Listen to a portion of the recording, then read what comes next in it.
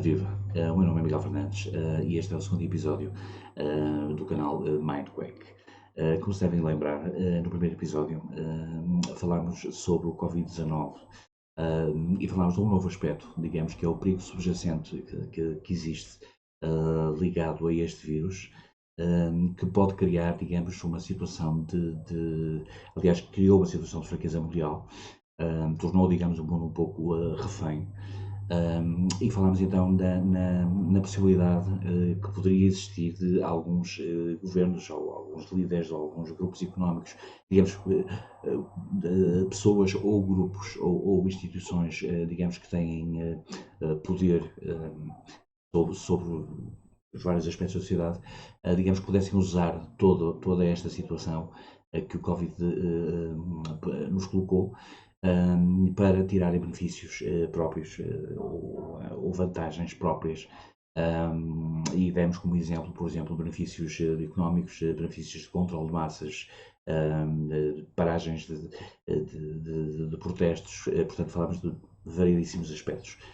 Entretanto, também extrapolámos vários pontos ligados ao Covid.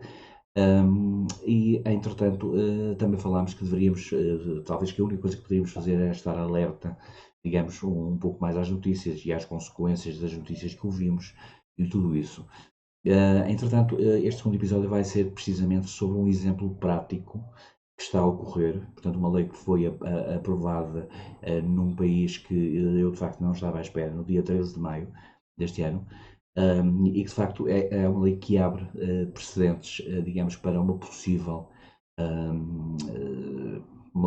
e explícita violação dos direitos civis e dos direitos humanos. E é sobre isso que vamos falar neste episódio. Portanto, volto já dentro de uns segundos.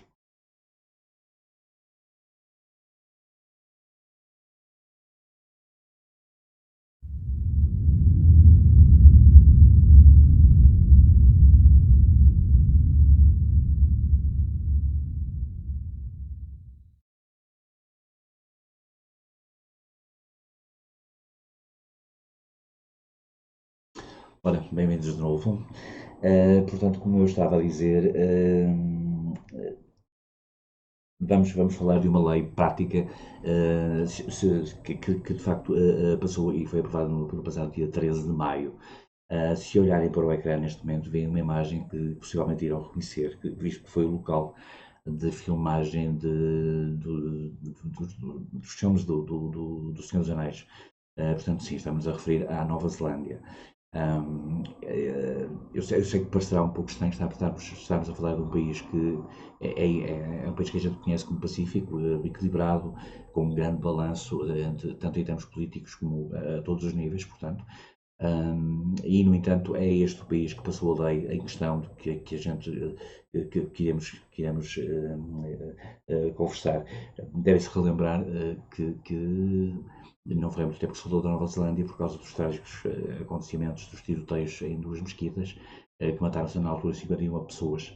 Portanto, isso foi perpetrado na altura por um terrorista que teve inclusive a audácia, não só pôs online, evidentemente, o manifesto louco que tinha, mas também pôs online as imagens do primeiro tiroteio que fez, portanto, imagens ao vivo das pessoas que matou. Portanto, a Nova Zelândia viveu, de facto, tempos muito conturbados e muito tristes nessa altura. De qualquer forma, esta lei que eu vou falar, o que me chamou a atenção na altura foi pronto, enquanto andava a ver as notícias em vários locais, reparei que havia uma lei, digamos que o que era questionado era o critério que tinha sido usado num ponto específico. E então, essa lei, portanto, previa, na abertura novamente, digamos, de toda a parte social, de toda a parte económica do país, dizia que, portanto, que no caso de serviços religiosos, portanto, como por exemplo uma missa, eram permitidas um máximo de 10 pessoas, mas, no entanto, em locais como cinemas, como restaurantes, como centros comerciais, por exemplo, e nota-se, por exemplo, que o restaurante pode acabar por ser muito menor que uma igreja, que eram permitidas 100 pessoas. E na altura me teve um bocado de confusão de facto, este critério matemático, digamos, na quantidade de pessoas que eram permitidas em cada área. Perdão. Então, na altura, resolvi ir investigar um pouco mais. Devem saber que neste momento quem está como primeiro-ministro na Nova Zelândia é, portanto, esta senhora, que se chama Jacinda Ardern. Aliás, eu tenho aqui um pequeno resumo, digamos, da vida dela, de quando ela tomou posse em 2017. E é vista politicamente é vista com grande respeito, portanto, como uma pessoa bastante efetiva, bastante objetiva e que de facto cumpre, digamos, o trabalho e as tarefas que são necessárias. Ela ficou muito bem vista, não só pela imprensa nacional como pela imprensa internacional, na forma como lidou, por exemplo, com o Covid-19, com a situação na Nova Zelândia. O que é o facto é que na Nova Zelândia, se formos ver agora os números, são números, penso eu, que de anteontem, neste momento existem menos de 1500 casos de infectados e existe um número portanto, de óbitos apenas de 21 pessoas. Eu sei que, de facto, perder uma pessoa já é mau, mas conseguir 21 mortes numa pandemia desta magnitude, de facto denota que houve coordenação, de que houve ação e de que houve, digamos, alguém, ou pelo menos um grupo, digamos, de pessoas que de facto agiram da forma que deviam ter feito. A Primeira-Ministra, de facto, não perdeu muito tempo, portanto, logo que apareceram os primeiros casos, ela agiu, portanto, não esperou, não aguardou, e talvez tenha sido isso que lhe permitiu ter estes resultados que eu considero extraordinários. Seja como for, a lei a que eu me refiro é a Lei de Resposta à Saúde Pública do Covid-19. Pronto, e esta lei esta lei, portanto, já passou no dia 13 de maio, portanto, já teve as 3 leituras no Parlamento e recebeu o consentimento real, possivelmente. Mas esta lei, no entanto, já levou a imensos protestos, levou a petições, levou também a imensos protestos também no próprio Parlamento. E agora vamos ver o porquê desse protesto.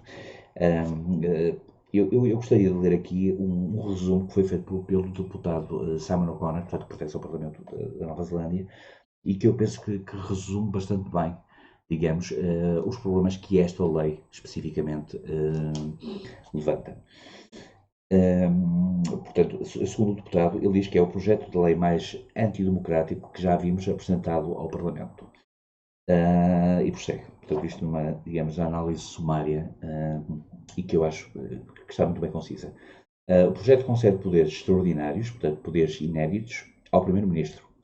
Basicamente, este projeto de lei permite a uma pessoa num país democrático o direito total de decidir para onde você vai, quem você vê, como você opera, quando abre os seus negócios, se pode ir à igreja e que desporto pode praticar. Segundo o deputado, ainda mais preocupante que isto é o facto de que ele permite que a polícia, portanto a polícia da Nova Zelândia, entre em sua casa sem mandato, portanto, sem nenhum mandato de busca, ou seja do que for, com base simplesmente na suspeita de que muitos de vocês estejam reunidos em vossa casa. Explicou também que a nova lei permitirá que o governo conceda poderes especiais a cidadãos comuns, que irão ser conhecidos, digamos, como agentes de execução, por assim dizer, designados para espiar, que isto é um termo já do próprio deputado, com cidadãos e que têm o poder de fechar negócios ou reuniões que considerem ser muito grandes, portanto, em termos de pessoas. Pronto, o que é que se passa? Eu quando li, digamos, este resumo, evidentemente achei grave porque, digamos, temos aqui uma lei que basicamente, por definição, é o melhor exemplo que de facto poderíamos arranjar, digamos, de uma lei que está diretamente ligada ao Covid-19 e que de facto viola em todos os aspectos e mais alguns digamos, os direitos humanos, os direitos civis, se, digamos, as intenções do governo fossem más. Vamos ver, evidentemente vamos assumir que as intenções da Nova Zelândia não são as piores, como é evidente, e no entanto, pronto, nota-se que então esta lei será no sentido de proteger o melhor possível, digamos, e não impactar, por assim dizer, eventuais intervenções rápidas que sejam necessárias por parte da polícia para que não haja um novo surto. Portanto, é isto que se depreende, havendo, portanto, boas intenções. Mas, independentemente de tudo, portanto, se removermos esse fator, a lei, de facto, é uma lei fascista, é uma lei totalitarista, e, de facto, é uma lei que, portanto, que vai muito para além, portanto, já quase que ultrapassa a linha que existe entre a legalidade, portanto, o que é legal, e os direitos, portanto, do cidadão, por assim dizer. Entretanto, pronto, quando evidentemente este deputado fez um vídeo de 4 minutos, um bocadinho antes da lei ser aprovada, um vídeo que eu vi, na altura pareceu bastante coerente, mas mesmo assim dei algum benefício da dúvida, digamos, ao Parlamento da Nova Zelândia e pensei, pronto, que eventualmente, por ele ter votado contra, digamos que houvessem alguns, eu iria chamar-lhes talvez, pronto, digamos, algum exagero, por assim dizer, relativamente à lei. Entretanto, eu puxei a lei, aliás, posso colocar aqui. Agora está aqui o documento. Dê-me só um momento, por favor. Como estão a ver, está aqui. Portanto, é esta a lei. Entretanto, pronto, dei uma vista de olhos, de facto, à lei, à legislação na altura, do texto, e de facto cheguei à conclusão que o deputado O'Connor não está enganado. Ele começa por falar das pessoas autorizadas, por exemplo, e diz que, portanto, que isso é visto na cláusula 18, e se formos de facto aqui, vamos descer um bocadinho mais, isto é a cláusula 11 que já vamos ler, mas de facto, como diz aqui, e está bem expresso, portanto, na cláusula 18, que são as pessoas autorizadas, portanto, prevê a autorização de pessoas e classes de pessoas, portanto, grupos, com o objetivo de fazerem cumprir as ordens da secção 11.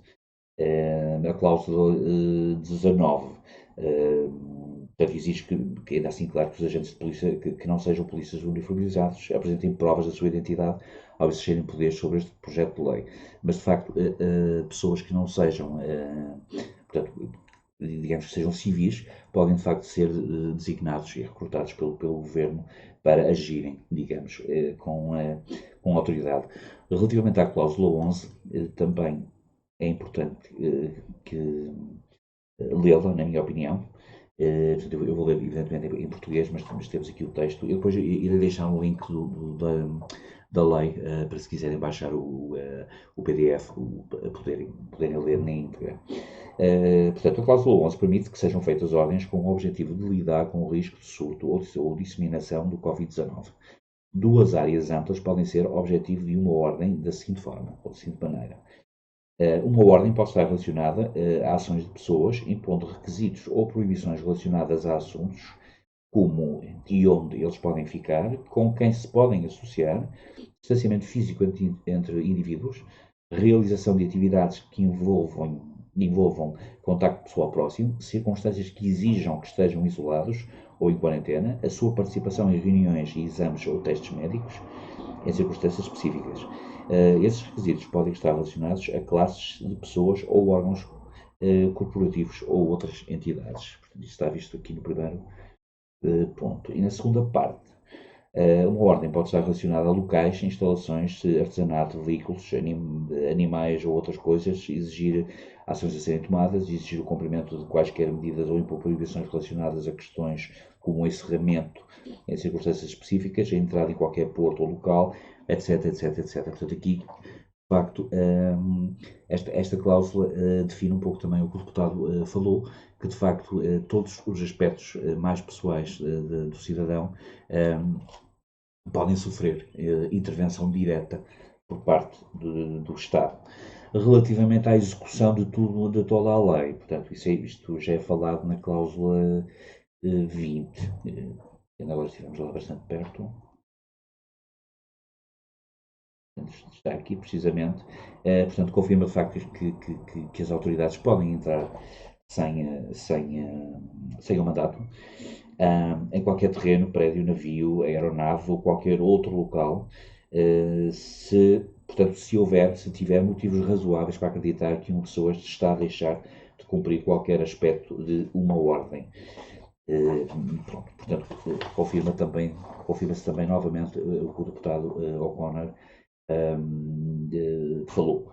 Portanto, a cláusula 21, portanto, isto basicamente fala rigorosamente da mesma coisa, mas e continua que, por exemplo, a cláusula 22 permite que polícias ou pessoas agindo sob a autoridade de um policial fechem entradas em locais públicos com o objetivo de impor medidas relacionadas e contidas na ordem da secção 11. Bem que a gente falou. Esta cláusula também permite que polícias detenham veículos com o objetivo de fazer cumprir uma ordem, portanto, tem que se prevê, por exemplo, restrição de movimento. E pronto, e a cláusula 23 fala sobre poder impedir, evidentemente, também informações sobre a identificação do cidadão e, pronto, e basicamente continua assim. Toda a lei, digamos, se baseia, digamos, nestes pontos que acabamos de referir. Portanto, de facto, olhando para esta lei, temos que admitir realmente, de facto, que se de facto houvesse más intenções por parte do país que a aprovou, esta lei seria, de facto, iria completamente contra os direitos civis, os direitos pessoais, portanto, porque repare-se bem, uma lei destas permite, de facto, que a polícia entre, se houver, digamos, motivo de ameaça, ou se houver, digamos, um perigo iminente, por assim dizer, de entrar em casa do cidadão e inclusivamente, poder fazer uma revista, poder fazer testes, poder pegar no cidadão e na família e colocá-los em quarentena, os poder prender. Portanto, as pessoas podem, de facto, ser abordadas na rua, pode ser despedida a identificação, podem ser dispersadas se as autoridades entenderem que são muitas, podem ser, digamos, controladas relativamente às pessoas com quem se dão e para onde é que vão e a que horas é que vão portanto, de facto, há aqui um controle total por parte das autoridades neozelandesas. E nesse aspecto, na minha opinião, esta lei abre, digamos, um precedente. Exatamente como a Covid-19 abre um precedente relativamente ao perigo que gera, digamos, ao gerar esta fragilidade, digamos, em relação a todos nós, esta lei também abre um precedente. E eu vou ser honesto que não estava à espera que um exemplo prático destes viesse de um país como a Nova Zelândia. Lá está, como disse no início, é um país bastante equilibrado, bastante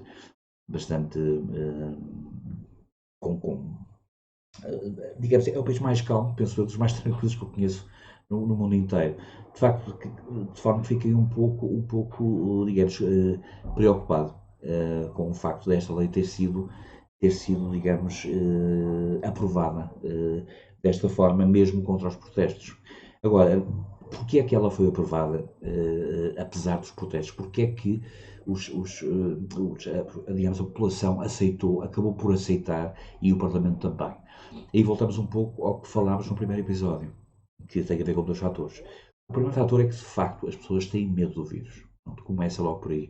Nós não sabemos muito bem como é que está a questão da vacina, portanto, a situação está um pouco complicada, não se sabe exatamente que progressos é que estão a ser feitos ou não.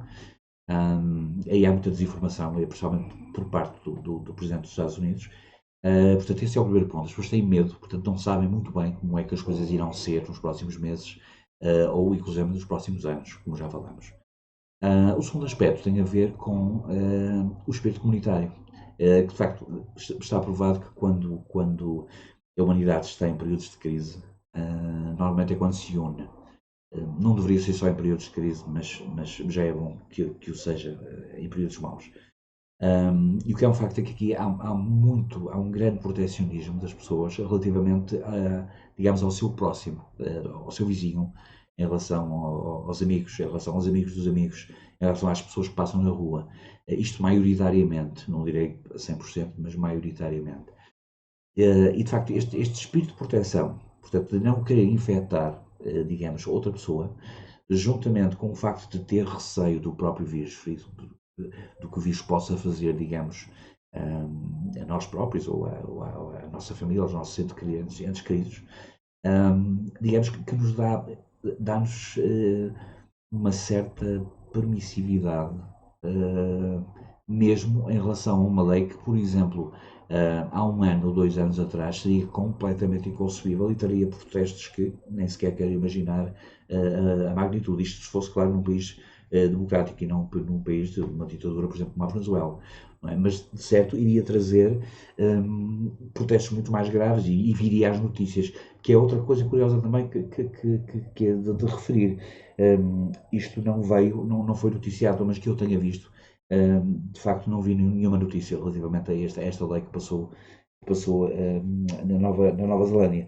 Mas, portanto, o precedente que esta lei levanta é que, se fosse aprovada noutro país qualquer, lá está, em que houvesse interesses por detrás, em que de facto o interesse fosse, digamos, usar mal para tirar aqueles benefícios todos que nós falamos, fosse, por exemplo, o controle de massas e ganhos económicos ou financeiros, ou etc.,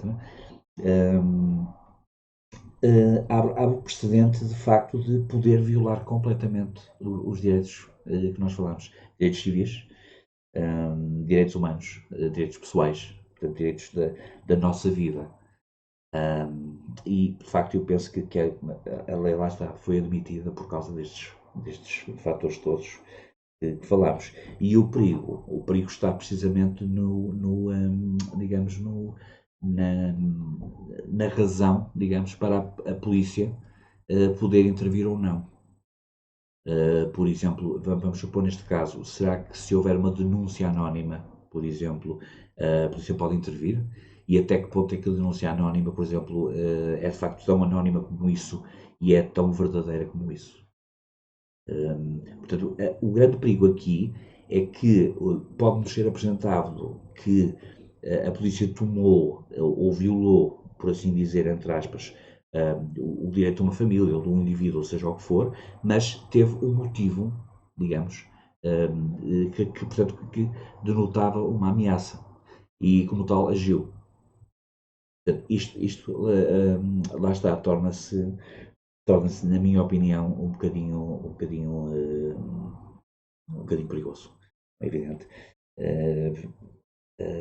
E pronto, e de facto é por isso que eu achava e falei que devíamos estar atentos e devíamos estar alerta, sempre alerta, e devíamos começar a ver um pouco mais as notícias, porque, por exemplo, este é o tipo de assunto que, na minha opinião, nós devemos analisar, devemos ler, devemos perceber que pode amanhã acontecer num outro país, pode acontecer no nosso país, por exemplo, sem que a gente esteja nada, zero, à espera.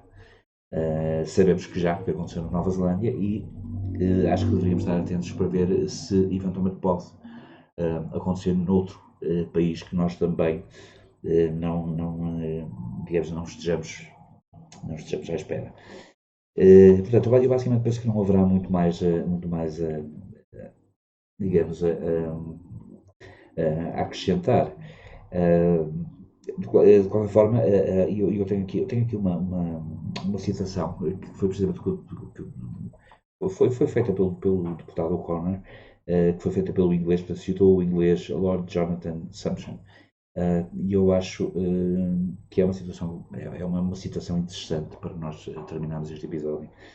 Ele escreveu: quando as sociedades humanas perdem a sua liberdade, não é necessariamente porque os tiranos lhe atiraram. Geralmente é porque as pessoas renunciam voluntariamente à sua liberdade em troca de proteção contra alguma ameaça externa. E eu penso que não poderia estar mais de acordo, de facto, com este desabafo do deputado. Aliás, ele termina uma das suas intervenções precisamente dizendo: acorda Nova Zelândia. E eu honestamente acho que vou subscrever e vou dizer: acordemos todos. Espero sinceramente que tenham gostado deste episódio. Eu, de qualquer forma, vou colocar o vídeo de 4 minutos do deputado O'Connor, para que possam, digamos, ter uma ideia um bocadinho mais geral de até onde é que a lei se estende. Têm o link sempre, evidentemente, da lei para poderem baixar o PDF se assim o quiserem, porque está no website do Governo. E pronto, basicamente terminamos assim. Se gostaram do episódio e gostaram do canal, se quiserem, subscrevam, por favor. E irão ser notificados logo que seja lançado o próximo episódio, que não deverá demorar muito tempo. Eu fiz este um bocadinho antes, precisamente porque achei que esta notícia, digamos, valia a pena ser partilhada o quanto antes. Pronto, e sendo assim, despeço-me. Por favor, tenham cuidado. Cuidem-se, tenham os cuidados gerais de lavar as mãos, como é pedido, durante o tempo que demora a cantar os parabéns a você. E tomem cuidado. Ok? Até os tempos. Hi everyone. Wanted to speak to you about what I believe is pretty much the most anti-democratic bill we've ever seen put before this Parliament. It's the innocuously named COVID-19 Public Health Response Bill, currently being rushed through our Parliament with the support of the government parties, Labour, Greens, New Zealand First and the ACT Party. But proudly, National is standing against this bill, and for very good reason. What does it do, you ask? Well, a few of the terrible highlights. First and foremost, it gives extraordinary powers, unheard of powers, to the Prime Minister, to one person. Let's be clear, this is not about personalities, this is about a process. The Prime Minister alone is effectively being given the powers to make enormous decisions around how you and your families, your businesses, choose to live your lives. Basically, this bill enables one person I want to stress, in a democratic country, the complete right to decide where you go, who you see, how you operate, when you open your business, whether you can go to church, what sport you can play. Those powers are being conferred again on one person. It allows the police, the New Zealand police, to enter your home without warrant. We don't have that now. The police cannot enter your home without a warrant. This bill enables police to do just that on the suspicion that there might be too many of you gathered in your home. It also gives a whole new series of powers to people they call enforcement officers. Just think about those people manning the supposed checkpoints. This bill enables the government to confer effective powers on people like that to set up their checkpoints or to come into your bar or cafe, check out what you're doing, spy on you for want of a better word, and then shut you down. These are ordinary citizens, not police officers. Also, it is what is enabling the draconian and rather heartless views around funerals, tangis, weddings, bar mitzvahs, and all religious worship. It shuts them down, or at the very least, gives enormous powers, as I say, to one person to decide how those powers operate. Finally, it's a bill that's in place for 2 years. 2 years of almost unfettered, unprecedented powers to be given to one person. Shocking is the simple way to put it. All of this, as I say, is being rushed through Parliament right now. No select committee, no chance for input. Again, appalling. Some will say, oh, it has to be rushed through. Well, I need to point out the government's had almost 7 weeks to work on this. Stress that again, 7 weeks. And here we are, rushing it through Parliament. Some will say, and I've seen comments on social media and elsewhere, we just have to trust the PM. The polls are just so high, 75% affirmation for what the Prime Minister is doing. Well, that's not how you run a democracy. And if I might illustrate it this way, in North Korea, Kim Il-yun has a 99.9% approval rating. That doesn't make him democratic, and it doesn't make what he's doing right. The last time I checked, New Zealand was a sovereign parliamentary democracy. Contempt, as I would say, for the very basics of human life, grieving, celebration, and faith. Insulting not only are the decisions being made, but the government did not even get in its Bill of Rights review any focus on the freedom of religion. Other freedoms looked at, but the freedom of religion question completely ignored. I would suggest to you that was deliberate and it's contemptible. So finally, I want to make it really clear, because I'm sure it abundantly is already, this bill is morally wrong, it is legally wrong, it is democratically wrong, and it is just not the Kiwi way.